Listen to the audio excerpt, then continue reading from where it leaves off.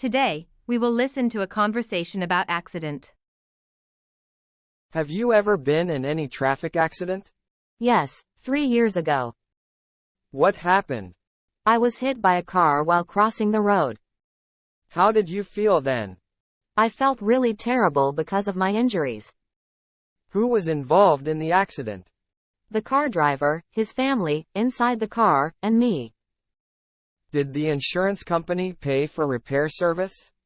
I was walking, so I did not require any car repair services. Did you need a lawyer? I hurt my lower back just a little, so I didn't call a lawyer. Did you report the issue to the police? No, we didn't want to get the police involved. Were you sent to the hospital after the accident? No, the injury wasn't really serious. Do you have a driving license? Yes, I do. I always keep it in my purse. Why should people obey traffic regulations?